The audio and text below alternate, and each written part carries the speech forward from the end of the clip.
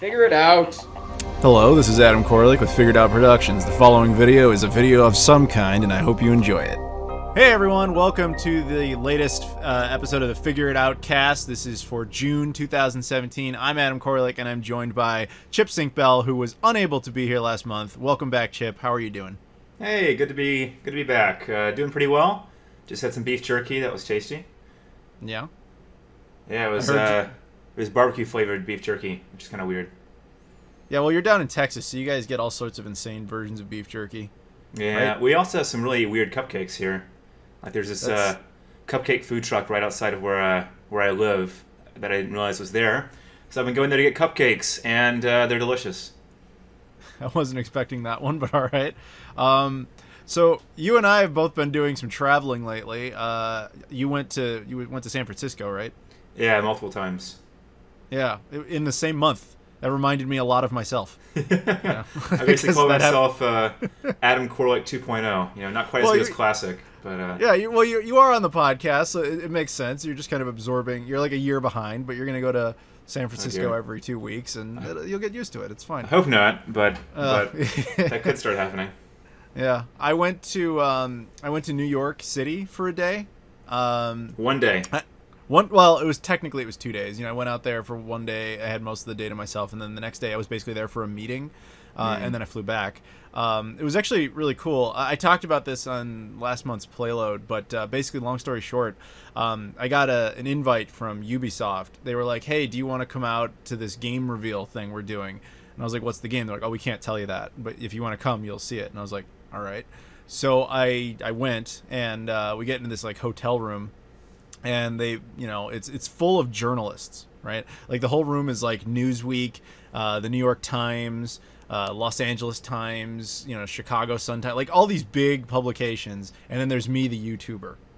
It was a very awkward moment, but because like when you tell them that you're a YouTuber and they're all these like big publications, they just have like no respect for you, which is fine. That's a shame. I don't care. It also made sense. They were all in business suits, and I was in like a Darth Vader Disneyland shirt. I did not command respect, but that's fine. I don't care about that. But the point is, I'm there, and the game they revealed to us, which I can talk about now, was Far Cry 5. So I got to see a lot of Far Cry 5 beforehand. I actually know a lot about that game that is not public knowledge, and I'm not going to talk about it because I can't. But that was really a lot of fun. So that's why I was in New York, and then like a week later, I went up to Winnipeg, Manitoba, Canada, for a convention called FanQuest. I was invited as a guest, and that was a fun convention. So I was basically up there for a weekend, and now I'm back here. So did you make a video for that convention? I can't remember. I included a lot of footage of it in the last Playload. The same with the New York stuff. Okay. Like, yeah, exactly. I didn't. There was no real need to do an entire video of it by itself. Yeah, I had a good time doing that stuff because I'd never been to Winnipeg before, and the last time I was in New York City, I was like 15 years old. So that was like half my life ago, and so it was cool to go back there, even if it was just for a little short thing. Very neat. And you went to San Francisco twice. I can definitely relate to that shit. Yeah.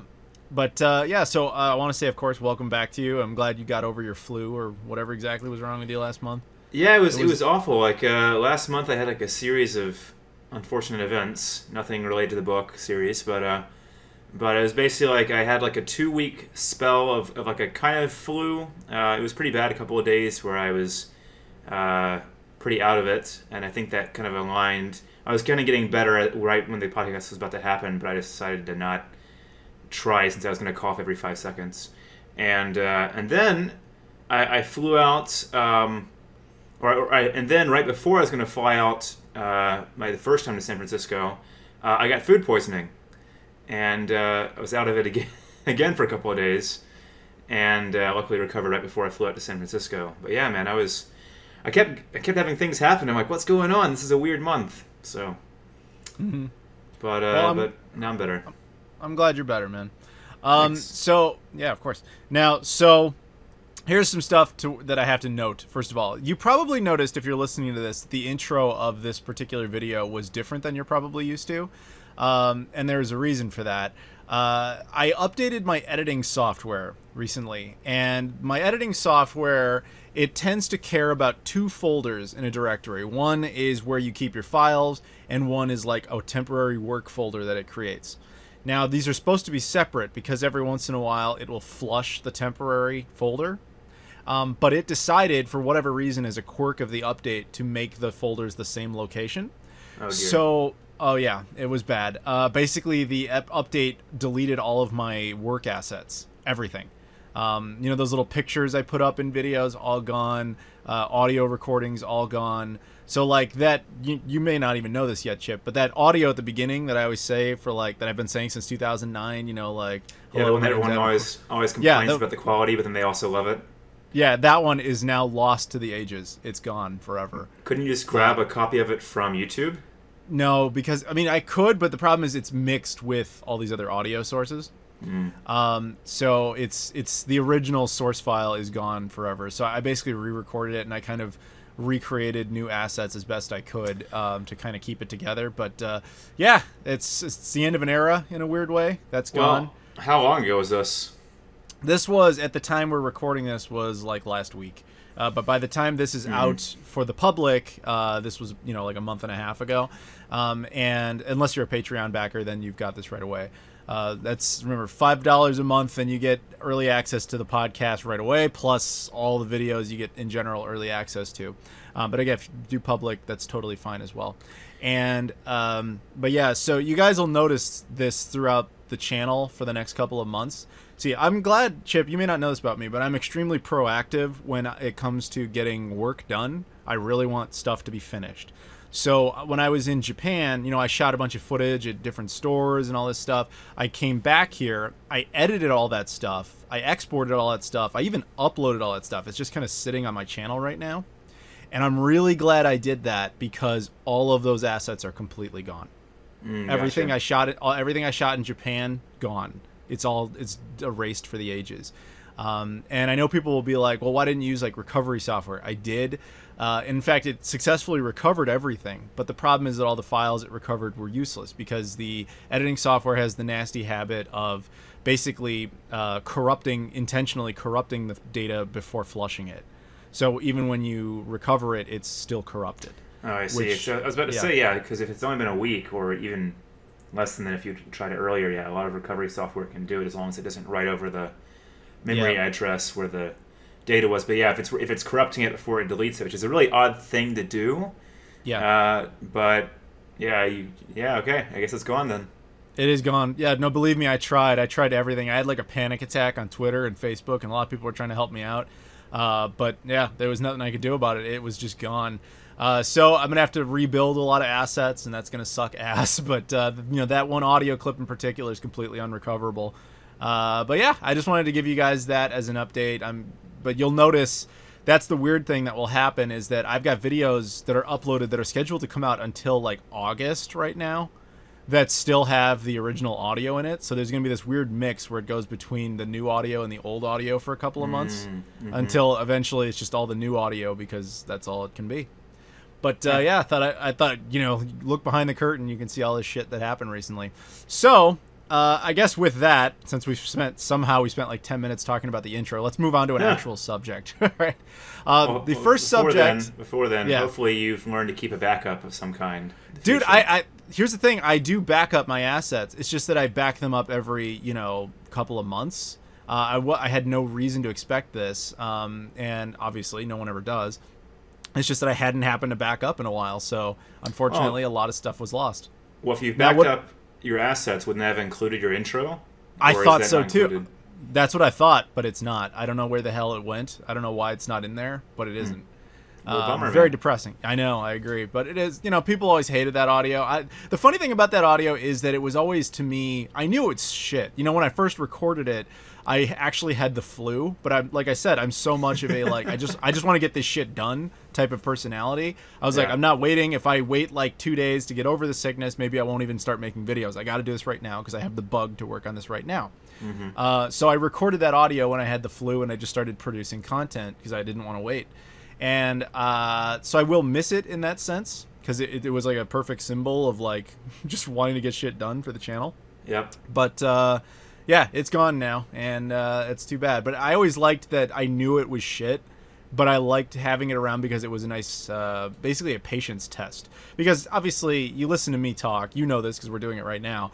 I talk a lot. I go on for a while, and it takes a certain type of personality to enjoy listening to that. And I'm happy about that because the fan base that I've built, if you will, are, I would think, very intelligent and patient people. It's not, that's why there's never been like a giant growth. Like I'm not, over 1 million subs or anything. It's, just over 90,000, but it's 90,000 people I'd rather have because they're all people who are like, I want to listen and just kind of, enjoy what's going on rather than needing, that quick burst of entertainment. Does that make sense? Yep. Yeah, it does. And I'm sure your fan base appreciates how much you enjoy having them.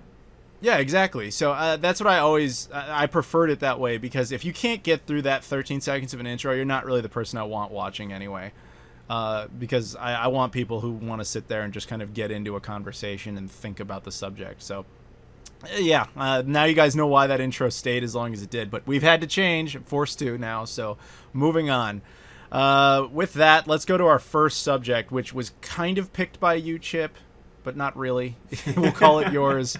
But why don't you want to intro it, man? Sure. So this year, and I think it was sometime in the end of May, right? 27th or 24th? At the time we record this, it was like a week ago. So for most people, this was like a month ago, 5 weeks ago. Yep. So anyway, of 2017, Sony finally ended production of the PS3, which, I don't know how many people realize the PS3 is still being produced. And I know, Adam, you and I looked this up just out of curiosity before the recording and saw that it wasn't, the length of time of production anyway wasn't too far off of the PS2. PS2 lasted 13 years of production, whereas the PS3 lasted 11 years of production, from 2006 to 2017, which is pretty impressive. I thought the PS3 wasn't going to come anywhere close to the PS2's production length in terms of how long they kept it in production. So yeah, it's an interesting end to an era there. I can't remember if the Xbox 360 is still being produced or not. Do you know that off the top of your head? I do not, but I have to imagine that it is, only because we never really saw these same stories about it ending. Right, and you would figure that would be another big story, at least in the US. Exactly. I can tell you this about PS3 production ending. I didn't know it was still going, first of all, until I went to Japan, where I found out, they get new games like we do, but we get, Just Dance and Skylanders and stuff. Mm-hmm. They're getting, AAA, Persona 5, and although that might have come out here, actually. But, the new Yakuza game is already out there. Yakuza 6 is out on the PS3 in Japan. It's a game that isn't even, out at all here, much less on previous gen hardware.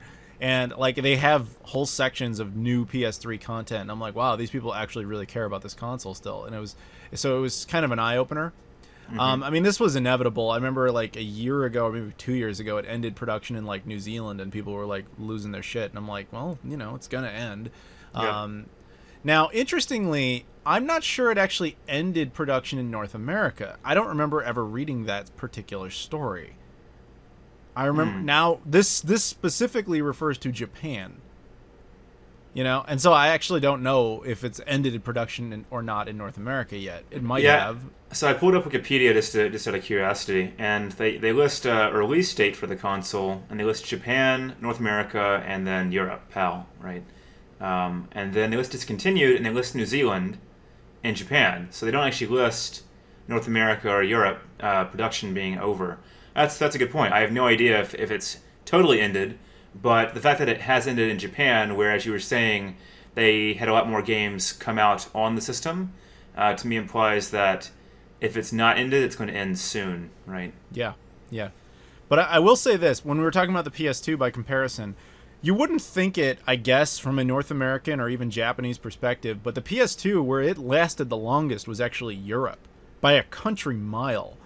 Because in Europe, they at one point completely dropped the quality standards and the developer's fee, so people were able to just make PS2 games and publish them and not have to pay Sony a dime for it. So that's why you were getting so many horrible games, but only the Europeans could do that. They were the only ones that were allowed to do that. Okay. So the games went on indefinitely until ultimately the last game over there was Pro Evolution Soccer 2014. Just it blows my mind that exists on the PlayStation 2. So what I'm thinking is that might happen with the PlayStation 3 over there. They might just kind of keep indefinitely going with it until there really is nothing left to milk out of it. Because there is a little bit of a difference between PS3 and PS2 in that PS2 really kind of ended, or should have ended, in like 2006, 2007, because that's when the generations changed hands. But it didn't. It kept going until 2013, 2014 game-wise. Whereas the PS3 had the freak advantage of being mainstream until 2013. So it's got those couple of extra years, but that's just, I think it's different. It's possible the PS3 will just keep going for another like 5 or 6 years in Europe. It's possible, man. Yeah, who knows? I mean, the PS3, the video output formats, right? I mean, included HDMI. Yeah, and there's a Blu-ray player in that thing. Right, so it's not like changing hands, right? So PS2 to PS3, PS2 didn't have HDMI support. It barely had component. Right. So there's a big jump there, and in terms of all the televisions moving to purely HDMI, or at least a lot of them doing that, struggling to find anything else that they would have, and you have to get like converter boxes. So PS3 was a lot more convenient than the PS2. And the PS4, it's still just HDMI, right? Yeah. So it's not like, we have another video format that now this console supports that's different than the previous one. So maybe the PS3 will last longer, like you said, in Europe, and maybe North America, because I mean, I don't know if it's been discontinued in North America or not. Just because it's like, well, if the games keep coming out for the system, it's like HDMI from one or HDMI from the other. It's just going to be a matter of maybe the graphical quality might be a little bit lower because you can't render it as well, right, or something. But to clarify for people, we're talking about the end of hardware production, as in Sony is no longer building new consoles over in Japan for the PlayStation 3. Apparently, they're still building new hardware in North America and Europe. Game software will probably continue indefinitely for a few years, but it will usually be shit. Since Japan was the only one that was getting worthwhile game software, my guess is it's going to be like universally just crap now for the PS3, like sports titles and Skylanders and that kind of stuff. And, who the fuck knows what kind of garbage Europe is going to pump out for that thing if they eventually get the right to not have to care about developer fees or any of that stuff. Because when they had that ability with the PlayStation 2, it was hilarious how much shit they pumped onto it. Animal Soccer World, look it up. One of history's most infamously terrible PlayStation 2 games. So I'm just curious what they'll end up doing with the PS3 over there. But any other thoughts on this? Not really. No. I mean, it's interesting, as you said, that games will probably stretch on for another couple of years. I mean, probably because the engines that are used to produce these games have been so fine-tuned for the PS3 and the older system, Xbox 360, because they lasted for so long, that I imagine it's not too hard to port the game to that system if you can get it to run in terms of just on lower spec hardware. So it's like, why wouldn't they just also push it out to that system as well, just to make a couple more sales if people are still buying PS3 games? Yeah. Well, I think we agree then that it'll probably go on for a couple more years software-wise, but I think we also would agree it will never defeat the Sega Master System. Yeah, that's right. If you guys aren't aware, the Sega Master System is the world's longest-lasting game console, coming out in, Japan, technically in 1984, I believe it was, as the Sega Mark III. And as of this date, it is still active in Brazil. It has not ended. And I don't mean like it just gets, repeat copies of games. Like, it is licensed by Sega as like the primary game console of Brazil. It still gets new titles. It's functional there, and it's been going on for like 35 years. And it's insane. But that has a lot to do with Brazil's like import laws, whereas like everyone has a Master System, I guess, so they just kind of keep supporting it. It's an interesting situation down there, but yeah, I think no one's ever going to touch that particular record, especially because that one hasn't ended yet. It's not even possible to catch up to it. Yep. Yeah. All right, well, that's it for that one. Thank you, Chip, for kind of selecting that subject. Yeah. All right, so our next one comes from Corey Marsh. He is a Patreon backer who every month donates to be able to pick a particular subject, and this is what he selected. Basically, he asked the following question: should console gamers expect better ports since consoles are so similar to PCs? It's kind of a philosophical question, I guess. I guess the short answer to that would be yes. Though it seems like it often works in the reverse, and you'll have to remember that I am not a PC gamer, but it seems like more often than not, even if the PC version is superior, I hear in a lot of cases that the PC version gets gimped because of the console version. It's rarely the other way around. Yeah, that's typically true. The only times you really see PC games coming to consoles is when it's an indie game, and they're having like an indie platform. So you look at the Switch had a couple of indie games come out on it, right, that were formerly on the PC. And you'll get some of the games that came out later on the Xbox 360 Arcade and other things like that. I mean, either they come out at the same time, or typically it's console to PC, and it's definitely where the console is limiting it for the PC, and a mixture of ways, right? So even now that consoles have become similar in terms of architecture to standard computers, the hardware specs are still so far behind, right? Yes. Even with the latest consoles, they're still, like the modern computer now, you'll find has like 16 gigs of RAM. If you just go pick one up, you're finding the 8 gigs is kind of being phased out more and more. So it's as tough for them for consoles to stay afloat in terms of hardware, but also you have to remember, consoles don't have a keyboard and mouse typically. I know you can get keyboards and mice for consoles, but most games consoles don't really support that. And this requires the games to be developed with a controller in mind. So that's where you see things like changing weapons in a first-person shooter or something. You'll see like a weapon wheel to select a weapon. Instead, it's using a number on the keyboard to select, 1 is the shotgun, 2 is the pistol, things like that. Or when you play games like Mass Effect and those games, and they have that decision wheel where you select what you want to say and the route you want to kind of go towards when you're interacting with people. That was to make it easy just to select with an analog stick as opposed to having like a mouse to click the choice, right? So some of these mechanics they put into the games you can't really change because they're so bolted to work with the controller. They feel kind of clunky with the mouse and keyboard, and that's where a lot of the groans come from. Granted, groans also come from the graphics and other quality. But you'll find a lot of new games actually they try to push HD graphics on the PC. So it's not awful a lot of times when they port, but a lot of times it's the control schemes or some of the mechanics that were limited based on the controls and input you could have on a console. Yeah. So the short answer to the question is basically yes, it would be nice if you could expect it, but I think from a practical standpoint, the answer is no, because if games are made for consoles, then the PC usually gets a somewhat butchered port, or at least a not as good of version, generally due to bugs and just, like you said, things that are not really considered. Certain games come to mind, like what was that last Batman Arkham Knight game that like the PC port was mishandled, and it happens a lot. Now, that's not to say like the PC versions are inferior. I'm simply saying that PC gamers sometimes get shafted by stuff like that. And on the exact opposite end, there's a lot of games that are built for PCs in mind that they never really consider making console versions for. And if they do, they have to gimp them due to the way the game was developed in the first place. Things like 7 Days to Die, a game that's really well made for PCs in that environment. There are console versions, but they're not really up to snuff by comparison. So it's nice to think that we could have all these things that are the same, but the reality is you just can't. The ecosystem and everything is just not there. And even though it's become easier to match, I doubt it ever really will, because PCs progress so much faster than consoles do. When Scorpio comes out, that'll certainly help. But even then, there are PCs that exist now that are much more advanced than Scorpio is going to be. And not many, but there are.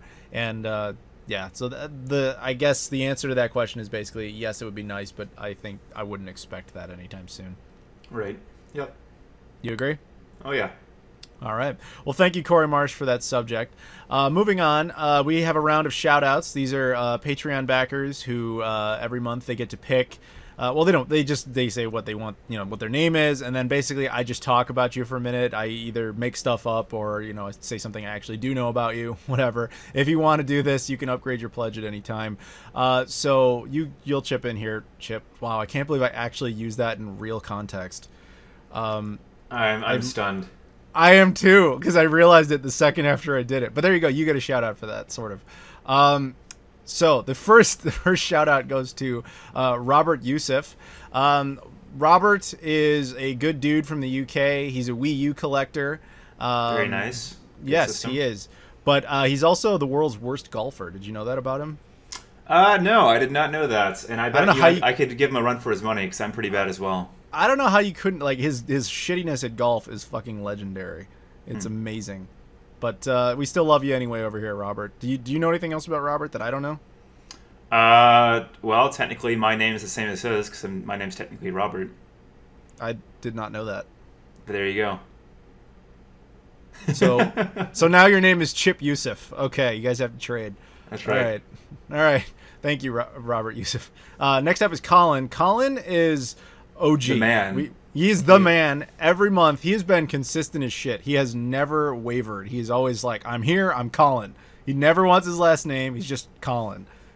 And I appreciate that you are so consistent and reliable and that kind of thing. That's one of the greatest features of Colin is that you know where you stand with Colin. He's going to be my best man someday, I think, because I know he'll show up. That's right. In name only, at least. Yeah, and he'll be credited as simply Colin. Yeah. It'll be amazing. Thank you, Colin. Then we have Trey Wagner, a.k.a. Cornbread Taco. I have this is an actual story about Trey Wagner. So on my other channel, Game Society, we do live shows once a week, and a lot of the times we'll give away a prize. Usually it's like some Steam keys or a signed postcard with us or something like that. But we had a guy on our team is moving, and he was just kind of getting rid of a bunch of his stuff. And he basically donated to us an OG Xbox with 4 controllers and 45 games, just insane amount of stuff, right? And so we had the idea, well, why don't we give this away on a live stream? We'll do what we always do.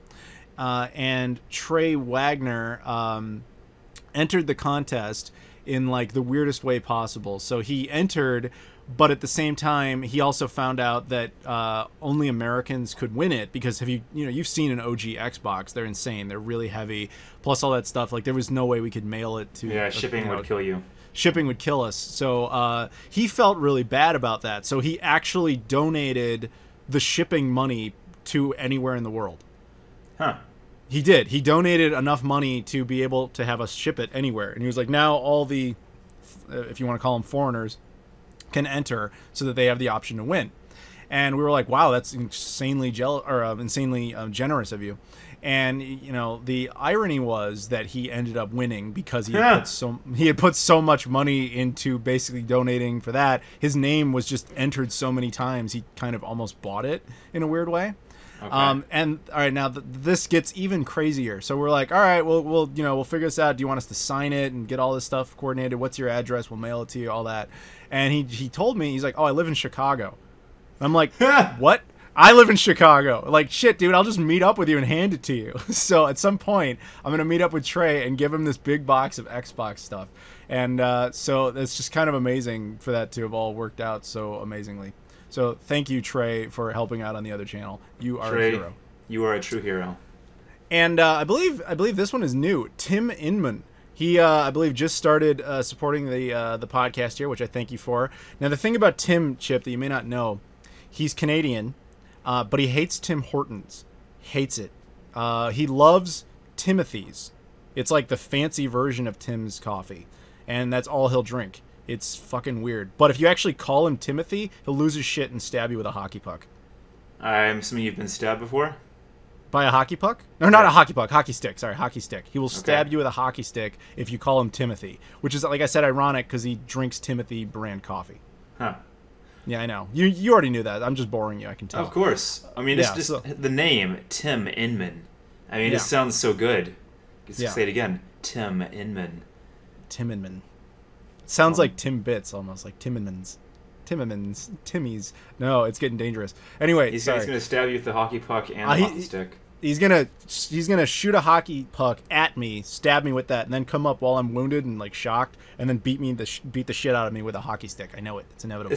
It's gotta be tough to stab someone with a hockey puck because it's not exactly pointy, right? Well, you ever see Mighty Ducks? Like, you know, that kid does like that like super shot. Like, basically, just imagine that going like he just shoots it right through your chest.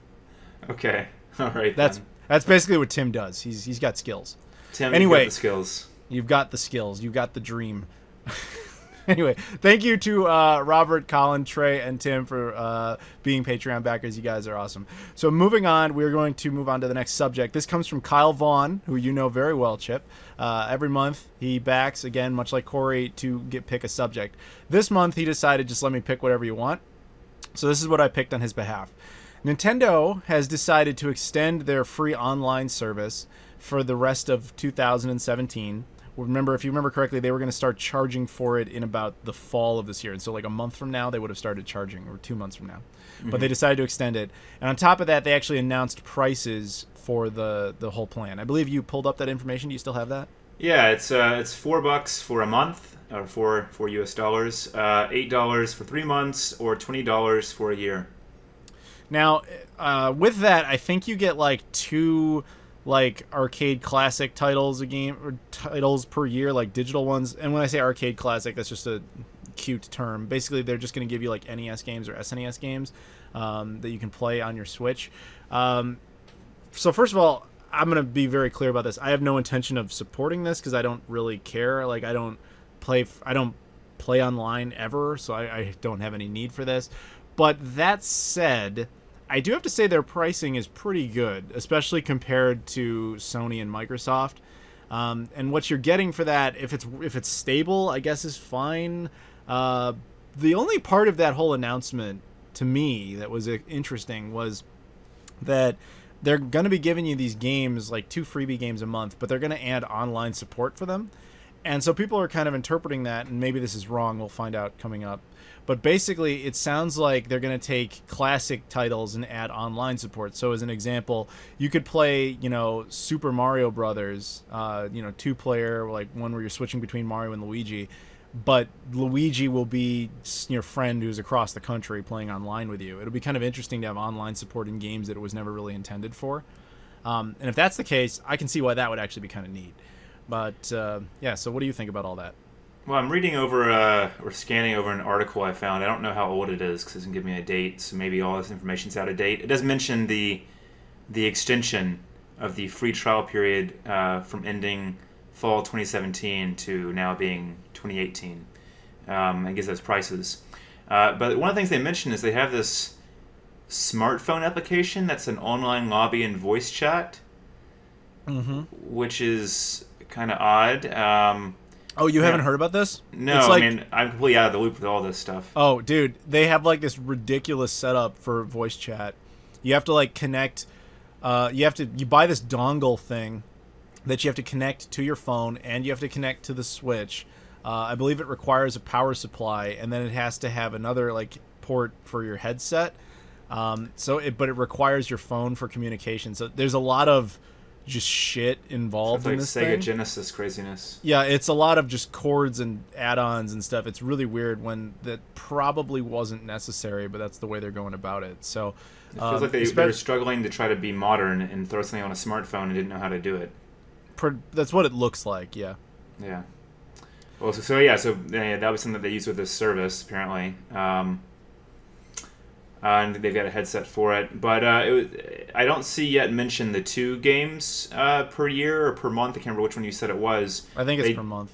They did mention, because apparently Kotaku got clarification from Nintendo at some point, where apparently anyone that pays for the service can download and play as many, they say, quote unquote, as many of the games as they want as long as they have a subscription. So I don't know if that means they have an unlimited supply to download and they're just going to release 2 new games a month that they can try, or what? Because they list classics like Super Mario Brothers 3, Balloon Fight, and Dr. Mario as some of the games you can get.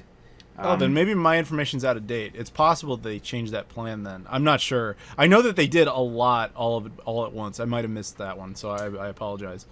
I don't know. And there's another thing where it says paid users will also get special discounts from the Nintendo eShop. I don't know what the special discounts are. Probably the same way PlayStation Plus does it, where if you pay for that, like a lot of games are just like, you know, a few bucks cheaper. Yeah, so I mean, if you're planning to use that a lot, it might end up saving you a little bit of money. But yeah. But it's interesting. It feels almost like a step backwards to have. Granted, they're trying to give you little perks to be an incentive to pay for the service, but just having to be charged for an online service just seems odd. Even though I think that's what happened with the PlayStation Network, right? I can't remember because I don't have any of the modern consoles. PS4 requires payment for online play. PS3 does not. Xbox 360 and Xbox One both require it. Right, so it's like PS3. I thought it was going to set the trend of you don't need to pay to have online play, and it turns out we went the opposite direction. Now you do have to pay for online play, which is kind of odd to me. Yeah. Admittedly, though, I've used the Switch online. I've played Mario Kart Deluxe on it. I've actually played it online, and I have to tell you, their service was shit. Like, it failed a lot. And if paying for it makes it stable, then I guess I see why they have to do that. But if that's the kind of service you're getting and you're paying for it, then yeah, it's really not something you're going to want to pay for. But that was just my experience, but I tried it. Well, hopefully, if this free trial being extended until next year, they're going to use that to actually get it stabilized to make it worthwhile, because obviously that's going to be the main reason people would want this service. You know, all the little gimmicks and other aspects, you know, might satisfy a couple people, but most people just want it to be able to play games online. Yeah. So it's interesting. Yeah, as for why they extended it, unless there were a lot of complaints or they just need, like we were just saying, to get through more of the beta testing for it. I don't know why they bothered to extend the free component of the service until next year. I would assume for marketing purposes, so they look better, especially through one more holiday season. Because I imagine they're expecting some waves to be hit when Scorpio comes out. That's true. That's my guess. Plus, we'd have no idea yet. We were jumping the gun a little bit here, but who knows what they know about E3 that we don't know? That like Sony or Microsoft might be announcing. So we'll see. Maybe they just wanted to jump that a little and be like, hey, get a Switch because online gameplay will be free for the rest of the year. I don't know. Yeah. I'm just guessing. Who knows? But anything else on this subject? No. I think that's I've said my piece. Okay. All right. Well, thank you, Kyle, for backing that. And moving on, we're going to pick we got a random subject here. We don't usually talk too much about movies, but we have done it before. But as a coincidence, both Chip and I went and saw Wonder Woman yesterday. And I don't know what you thought of it, but I actually thought, I mean, the DCU is small. It's only 4 films. Wonder Woman, easily the best one. Yeah, I agree. I was talking with a friend of mine. We went to see it yesterday, and we definitely thought it had some issues. But it definitely was at least the two of us better than the other movies that come out by far, and we're hoping it's a sign that the folks making these movies are getting their act together and improving the quality, right? I felt like the humor that was injected in Wonder Woman was better placed than some of the previous movies. Like they're trying to take a cue from Marvel, which typically has some humor injected throughout the movie while also having the serious aspects to it. And the plot itself felt like it made a little more sense and was a little more cohesive than some of the rushed aspects and crazy, confusing parts from the other movies. I would agree with that. And the thing about this movie is that it's the second to last holdover of the old version of the DCU. So I'm not going to go on about this forever, I guess. But basically, when Batman v Superman came out, they were expecting a completely different reaction than they got, which they should have expected a bad reaction because they made a terrible film that really pissed off a lot of people. And any one of us could have told you not to do what you had done, DC. We could have all told you, like, you don't throw away the death of Superman, you don't throw away Doomsday, you don't push this matchup this fucking quickly, you don't start off with a grizzled, tired Batman, you don't do any of the things you thought were a good idea. You don't do any of that. But you did it. Way too rushed. Yeah, and then you didn't... But they were so sure of that they were already in production of Justice League, Wonder Woman, and Suicide Squad, and they couldn't really make that many changes, so they didn't have the ability to respond too quickly. So they took different actions in all three cases. With Suicide Squad, which that was the next one up, they basically panicked, and they went and did a bunch of extensive reshoots, which, in my opinion, didn't really do much to make that movie better. I mean, we don't know what the old version was, but I don't know if you've seen Suicide Squad, but you watch it and you can tell it's like two different productions kind of fused together. Yeah, it felt pretty confusing and mismatched for sure. It was, for sure. And that's unfortunate. Now with Justice League, they ended up they were supposed to like start filming that like a month after Batman v Superman came out, so there wasn't much they could do. So they basically just decided we'll course correct as best we can by putting Ben Affleck in charge as executive producer, and he'll be able to override a lot of Zack Snyder's terrible ideas. And we'll just kind of make it lighter than we were planning and stuff like that. But they canceled the sequel to that. Do you know that? No, I didn't. It was Justice League Part 1 and 2. They canceled Part 2. Whatever that was going to be, they canceled it, and they found some other way to wrap up this one film, because this one film was not ready to go. Now, Wonder Woman was interesting because it was filming at that time, so they were starting to make changes on the fly and started planning better for the post-production to try and tie things together. So I think that's probably what helped them. They weren't as far along as Suicide Squad was, and they weren't so forced into this big production like Justice League, whereas Wonder Woman, they could make a lot of changes to make it a more cohesive and functional film. That said, I thought it was really good. The ending, I won't say much. Like, I think it was mishandled. It was, I'll just say, too much CGI. That's all I'll say. Yeah, I say I agree. It went from being, a nice little touch here and there to like they went a bit overboard. Yeah, and I didn't need that. I would have preferred it done very differently. But overall, I was very pleasantly surprised. Easily the best female-led superhero movie ever produced. Like, the female-led superhero movies have never had a good track record, unfortunately. Things like Elektra, Ultraviolet, Supergirl, the other handful of ones that have ever come out. Most of them have been really, really terrible. Like, Supergirl is one of my all-time, like, wow, that was the worst movie ever made type of movies. I love just retelling the plot of that movie to people because nobody ever believes that's really what that movie is. But no, I won't bother with it here. But point is, that movie was pretty good. And there are people who are like saying, "Oh, it's only good because that's the first time there was ever a woman in a movie like that where it was good." It's like, no, it was a good movie. I don't care if they're male or female lead. It was still a good movie. It just happens to also be the best one with a female lead, as far as superhero movies go. That said, I do think that maybe in years to come, if the DC universe continues to improve, that we might look back on Wonder Woman as it was good, it just wasn't that great. It's just that our expectations were so low by the time we saw it. Because when you think about it, it wasn't like an amazing film. It was just very serviceable. It was good, which is all it needed to be. But it wasn't like mind-blowing. Like, it wasn't... I mean, what do you think? Do you think it was somehow a game changer type of film? No, I mean, the only game changing aspect I see is like I said at the beginning. If DC takes cues and follows and continues following the trend that Wonder Woman kind of set, which I think is what you're kind of implying, being the starting point or the marker of a turning point for the DC film franchise, then I think they have a good future ahead, because I thought Wonder Woman did a great job and went in a good direction. It just depends on, did they do something similar with the Justice League movie, or like they said, if they went three different ways, is it going to be just another poor movie, and then unfortunately Wonder Woman will be like the only happy ending to the DC movie franchise?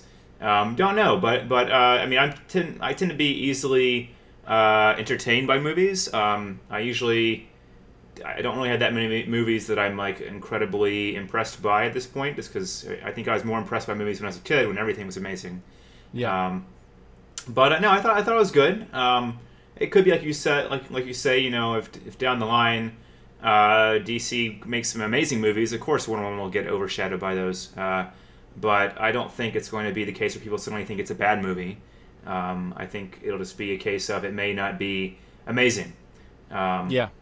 And but I thought it did a good job. I thought it kind of like I said, the humor was well put, or at least better placed than the previous movies, and the story felt more cohesive than some of the other ones, especially Suicide Squad, which felt like I was watching clips on YouTube that were just squished together. It really was a confusing and jarring movie to me. Mm-hmm. Yeah, I agree. This is minor spoilers, so sorry. But that movie reminded me a lot of... Did you see the first Captain America movie? Yeah. Well, I don't know what you're going to say, but there's definitely something I had in my head that's like, oh, this is like exactly from Captain America. Yeah, that first Captain America movie reminded me of a lot for a lot of reasons. First of all, the plot to it is incredibly similar, which I didn't have a problem with. I'm not saying that.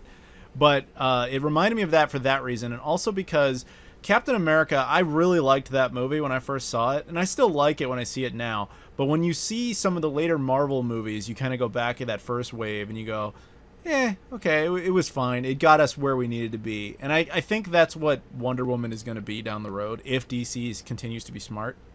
The real test will be Justice League. Because Justice League, like I said, is the last vestige of the old production team. You may not know this, but they basically fired everybody who was in charge of the DCU and have replaced them with entirely new people. Justice League is the last project that has anything to do with the old team. A lot of those people are still there because they have to be to finish that production. But Right. they have a whole new subsect over at Warner who is responsible for making sure the DC universe makes sense and they get it right, get it into shape. That is a hard ship to correct. Like, if it was up to me, your first movie after Batman v Superman needed to be an X-Men Days of Future Past type of movie that deletes that previous movie from continuity. Like, that needed to happen.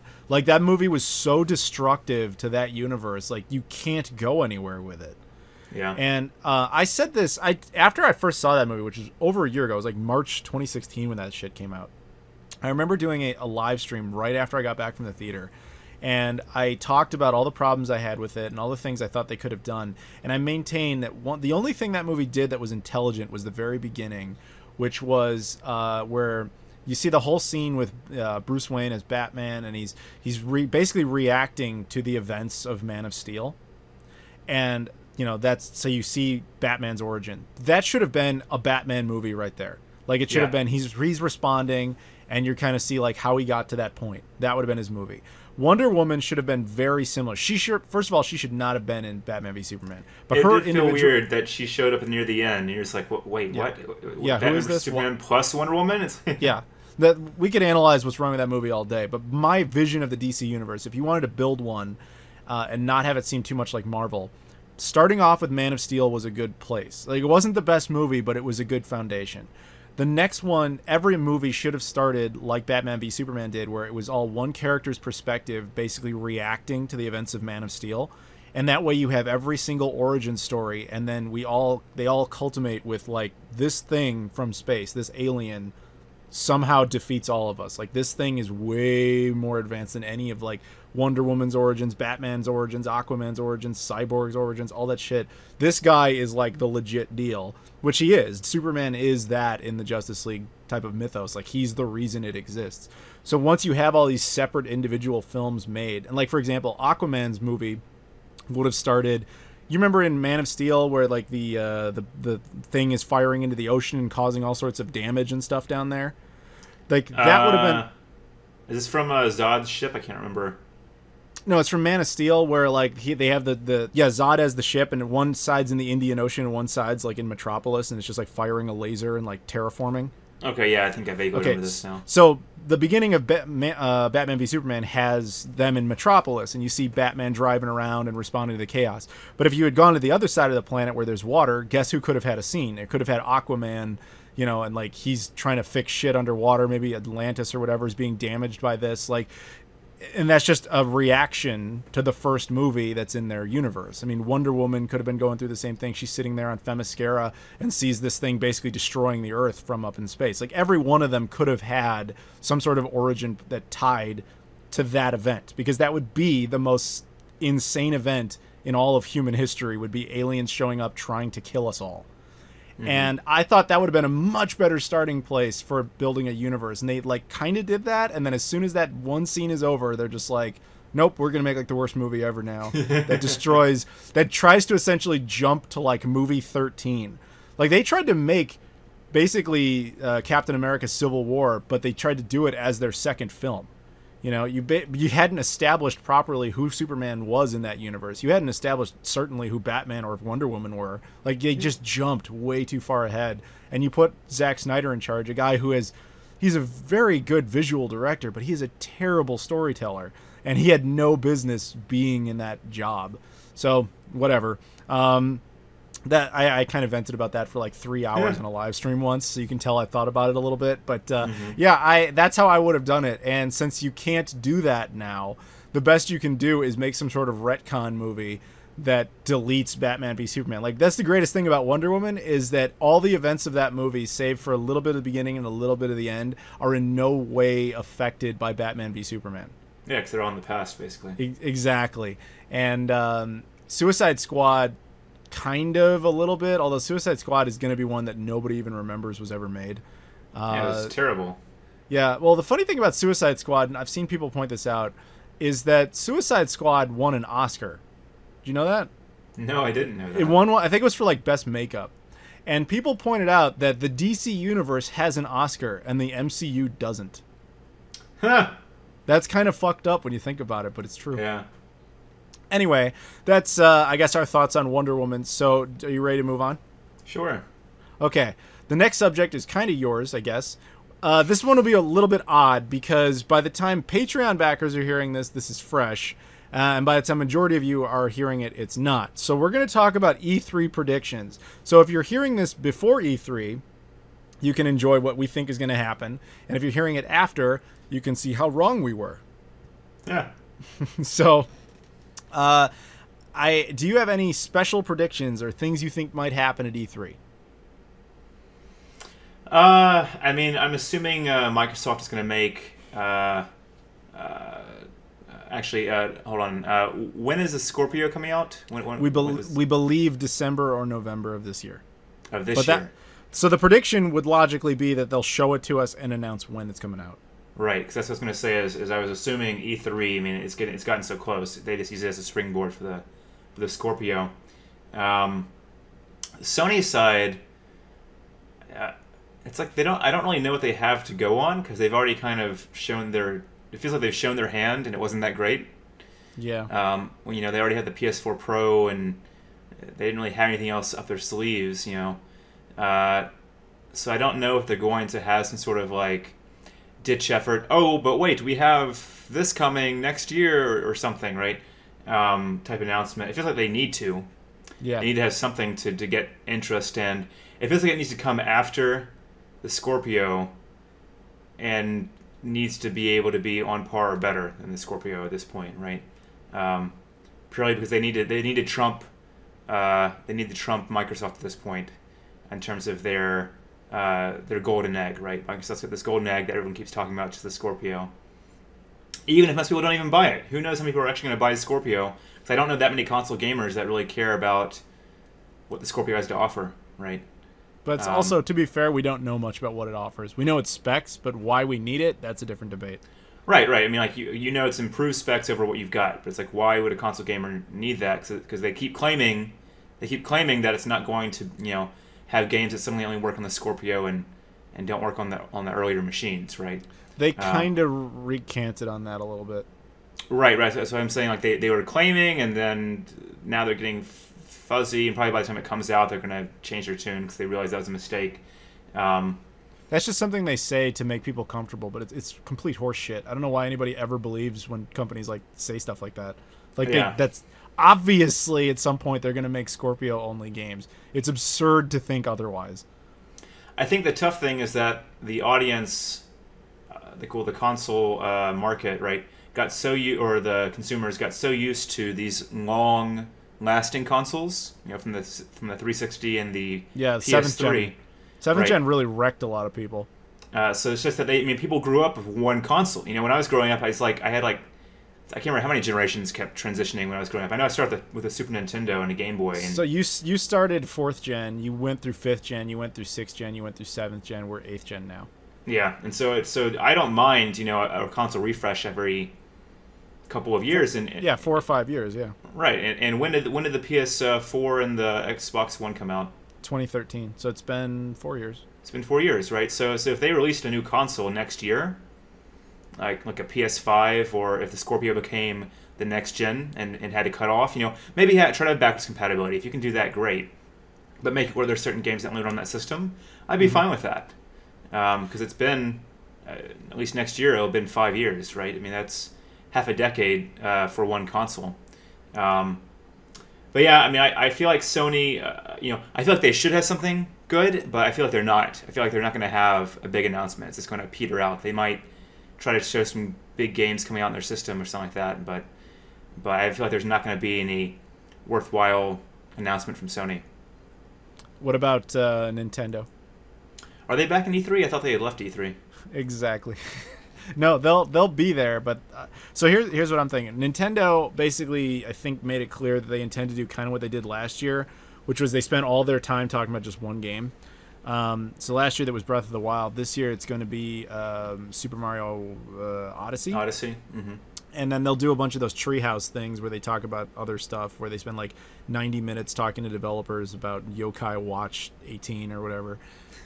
Which I couldn't care. Like, dude, I don't know if you saw my E3 videos last year. That the Nintendo one nearly killed me. Like, it was like the most boring thing ever to try and watch that. Yeah. Partially because it was a lot of the games they were talking about I didn't care about, but they also talked about them like forever. And when you don't care about the particular game, that's brutal. So whatever. I think they're going to basically do that again this year. So I wouldn't expect much out of Super Mario Odyssey to be all that interesting from them. With Microsoft, I think the plan is, of course, to talk about Scorpio. That makes sense. They'll probably announce some other little surprises, particularly with games. I think they're going to resurrect Scalebound. Do you remember that game that they had? I don't even know what that is. No, give me a recap. Scalebound was a game they announced like before the Xbox One even came out. It was supposed to be like this big RPG. It was kind of like, from what I remember, it was kind of like Event Horizon Zero Dawn or whatever that game was that the PS4 has. It was kind of like their version of that. And it was made by Platinum Games, the guys who made Platinum Games has made so many fucking titles. They made the game with the guy with the swords that could cut everything into pieces. Bayonetta. Right? They made Bayonetta, and they made Wonderful 101. It was like a Solid Snake spin-off thing. Yeah, they've made Metal Gear Solid Resurgence or whatever it was. Mm-hmm. I know what you're talking about. Metal Gear Vengeance. I know what you're talking about. But it was like Raiden or whatever his name was. Yeah. So basically, they've made a lot of games, and they were making this one exclusively for the Xbox One, and then they basically pulled up shop on it last year and canceled it, and I guess now they're bringing it back. I think they're going to probably announce that as some big thing. I think they're going to announce a bunch of other software that they're trying to push, because I think their whole plan of trying to fuse Xbox One with PC has been successful, at least in getting their games on PCs, but it has been very cannibalistic to the Xbox brand because nobody sees a reason to buy an Xbox with that being the case, and that kind of makes sense. I've been saying that for years. So if they want Scorpio to sell at all, they have to give you a reason to buy it. So they have to start making games for it that people can't just readily get on other places. So we'll see. I think that they're going to do something like that. I don't know if they're going to do anything else with like backwards compatibility. I keep saying I'd love to see them do OG backwards compatibility, but I don't think they will anytime soon. And I doubt they'll announce special new 360 backwards compatibility. I think they'll just keep updating it like they have been. To their credit, they've been really good at that. So I think Scorpio will quasi be their next console, but not really. It will have its own titles eventually to kind of ease you in. They're just going to say, oh, no, you're getting enhanced versions until inevitably you get its own versions. You'll have Xbox One support, and you'll have Xbox 360 support to an extent. And maybe one day you'll have OG Xbox support, which would be like insane if this one version of the Xbox did basically everything they've ever made. That's kind of what I'm expecting out of them. Sony, I'm right there with you. I don't know what the hell they're going to do. Like, I imagine they're going to focus a lot on the games, which is a good thing. But as far as, like, surprises, unless they decide to give everyone, like, PS1 and PS2 backwards compatibility, I don't see much else from them. There has been a lot of rumors that they might announce PS5. And if they do that, it's going to be... Because PS5 would come off more like, at this point, a marketing gimmick more than like an actual next event.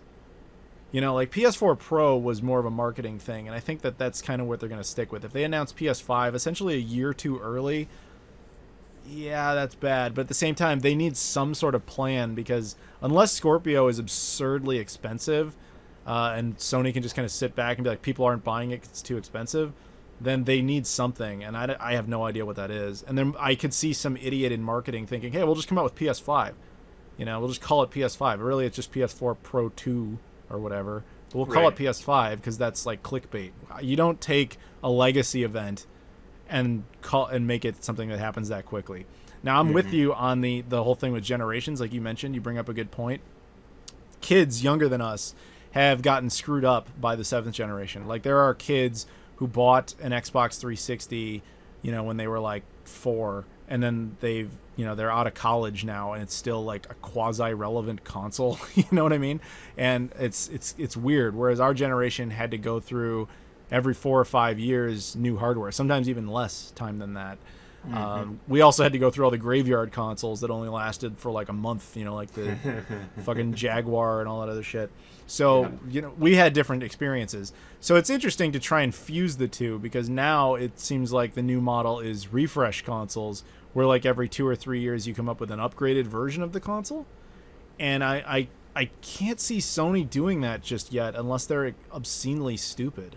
Because like, you just put out the PS4 Pro less than a year ago, and to announce another one already would be pushing it even under that model, because even your cell phone you do every 2 years, you know, you don't do every year. Yeah, I feel like it'd be like what Sega did with the Saturn, and then like basically just dropping everything, right, with the Dreamcast. It's like, wait a minute, you just had this new console that we're trying to make things for, and then you just dropped it for this other console. So it's like people would, even though it, you know, if you came out with it next year, that would have been 5 years. I think the impression is because of how long the previous generation lasted. You know, and you mentioned the phones, right? Think about phones. People get a phone, they have their apps on their phone, right? They have their iOS apps, or they have their Android apps. Most of the time, you know, they keep getting new versions of the phones. Those apps keep working, and it's given the people the mentality of, hey, you know, I can get a new console or something, but I just want to keep playing the games I've got. I don't have to like get new games, you know, I don't want to have to lose what I had. So, you know, backwards compatibility would be huge.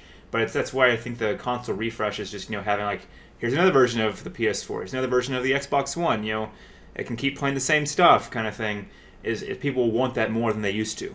You know, whereas before people were finally like, okay, yeah, these games are for this console, now you got a new console, and these games will be for that one, right? People don't want that anymore. They want like a single device or a single console that plays all their games, essentially, and that's where they want the refreshes as opposed to the new generation. I agree with that, and I think that's why Microsoft was really smart to jump out ahead with 360 backwards compatibility. That was a smart move, man, and it continues to pay dividends, because a lot of people are like, hey, you know, that's free library right there that exists to me on this console. Now, here's what I will say for Sony.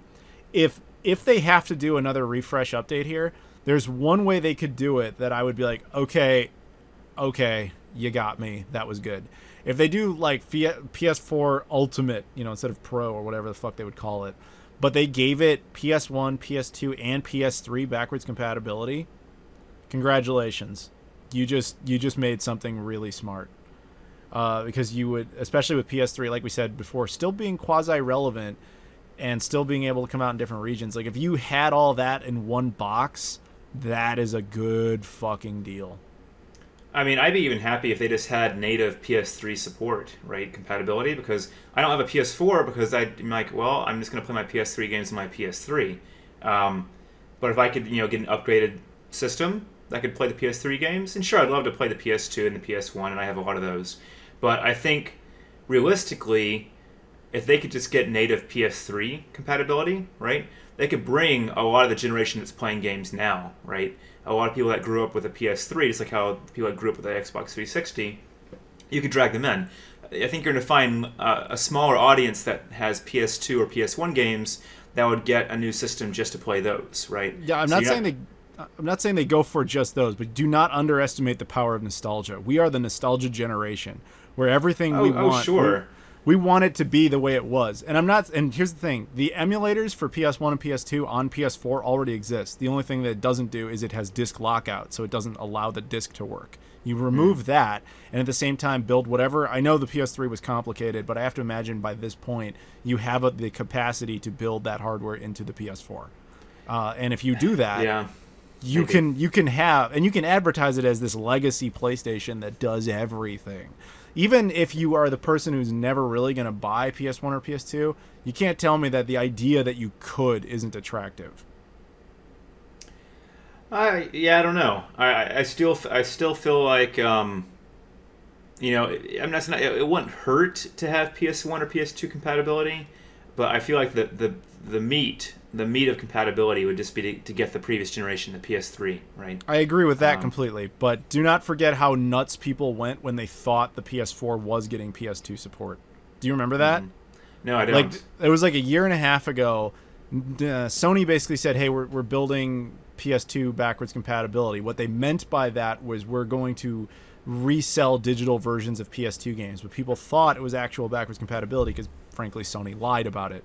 But people lost their shit. And I remember making a video explaining what was going on, and people were like, "No, fuck you. You have no idea what you're talking about." But then, of course, it never came to be because it's not a thing. But if it does, I'm telling you, man, do not underestimate how nostalgic people can be for shit like that. People will buy that shit. Maybe. Yeah. Anyway, so I guess that's it for our E3 predictions. Do you have anything else on that? No. I think we covered at least the major predictions that maybe we'll at least get some right. Yeah, and we could talk about some of the third parties. The only other two companies that I think ever have like really big showings is EA and Ubisoft. I think Activision does sometimes, right? So I don't know really what to expect from any of them. Just games, I would assume, because they don't do hardware. So yeah, I would assume more sequels and whatever. Sports titles probably from EA. Yeah, I haven't really been that big into the modern games being released. I know a friend of mine showed me Persona 5. Is that the latest one? Yeah. I think he's playing on his PS4, and that was actually pretty cool. I'm a big fan of the Persona games. Like all the Shin Megami Tensei stuff. Yeah, I like those. But then again, I'm an RPG fan. Yeah. But I haven't really gotten into many of the modern games. Then again, I've just been too busy. The only one I've played as of late, which is a couple of months late, was I finally got into Breath of the Wild on my Wii U. I think I'm the only one I know that actually played Breath of the Wild on the Wii U, because I never actually got a Switch.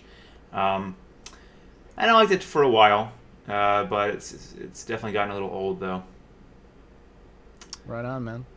Yeah. Well, hopefully E3 was fun. I am going to it, or I went to it, depending on when you heard this. So I've never been to an E3 before, so I'm excited. Well, it should be a treat either way. I mean, it's to be going and doing something new. All right, yeah, it's always sure. exciting. Plus, I love going to Los Angeles. Los Angeles is fun. You're like your inner Adam is L.A. Born and bred. Huh? No, I just like that city. Like, like there's a lot of cities I like, and LA happens to be one of them. Okay. Yeah. So no other thoughts on this? No, I think we covered it. All right, then we are at our final subject for this episode, and this is about you, Chip. Do you want to tell everybody what's going up? Sure. So this is going to be my last time on the podcast, at least for a while. I like to think of it as an extended break. We were going to do it the previous podcast, but as Adam said, I was sick. But yeah, I actually had some complications. I'm okay going into this now because it's basically over, but back at the end of March, I was actually laid off as a large layoff from IBM. And so obviously income was very important, so I had to drop all of my Patreon investments and cut back on a lot of things, like any kind of online reoccurring payment I had, I got rid of. Really downsized there to save money. I used to board my dog every day at a doggy daycare and stopped doing that nearly as much because that's expensive. Even though she needs the energy, I just stayed home with her instead sometimes. And so that was the expense reason, and Adam was nice enough to let me jump on board for to finish it off because I think I had a month left or something. So I do have a new job now, which is good. But it's going to require a bit of training. So I'm not going to be available for probably 2 or 3 months. And then there's a lot of travel involved. So kind of getting settled into a new role, I felt it was good to take a break. Even though I love chatting with you, Adam, the podcast is quite fun. Thank you. And I may be back as well. At some point, I'll definitely poke Adam. And obviously, if you ever visit Austin again, because my job is still in Austin. Good. I like that place. Austin's a good city. We've got some good food. I can take you to get cupcakes. They're really odd cupcakes, by the way. These are not normal cupcakes. It's like all right. It's like you look at the cupcake and you're like, what is this thing? It's got like every sweet known to man invested in it, and you're like, okay, I'll just eat this with my face, and then your face is full of happiness. But it's also full of diabetes. Yes, yeah. You have one, and you're like, what did I do with my life? And you have two, and you're like, okay, I just went into a coma and woke up. And you have a third one, you're like, I'm done. But so basically, think of it as an extended break. Although from me listening to last month's podcast, Adam, you did a fine job without me anyway. Thank you. So I'll be sure to tune into those when they come out to the public, I guess. But it's been great being on it. I can still remember when I first signed up to do a podcast with you, and you were like, dude, I didn't think anyone was ever going to pick that option. Yeah, no, I really didn't. That blew my mind, especially like I hadn't even done the first episode yet. And I was like, did you fuck up? Did you type in the wrong amount? Do you know what this is? Yeah. I was like, no, I can budget it. And I basically did. I budgeted the amount for the length of time I said I would. It just kind of got interrupted by a month. Yeah. But it's been a delight. And if you do come to Austin, maybe people will see a little clip or something, or we could try to do a live stream while we're here. But other than that, it's been great, folks. For those that commented and actually not hated me being on it, because I feel like dude. The podcast that I wasn't on got the most likes. But it's been fun, and I'll definitely miss it. I'm not leaving because I'm not enjoying it. I'm just leaving because I've got to focus on life for a bit, just like how Remy did as well. Everyone has to move on and take care of things when they pop up, and we'll see. Who knows? I might be back in a couple of months, and I might be back later. Who knows? Oh, he'll be back. 3 months. I'm calling it. Done. Yep. All right. Well, thank you, Chip, for this. It's been awesome. Thank you guys for listening. Thank you to Kyle and Corey. Thank you to Robert, Colin, Trey, and Tim. You guys are all awesome. But again, thank you very much, Chip, for everything. And in the event you don't come back, it's been an honor. Same here, man. Same here. Thank you. All right. Well, thank you, everybody, for listening, and have a good one. Bye, everybody. Bye.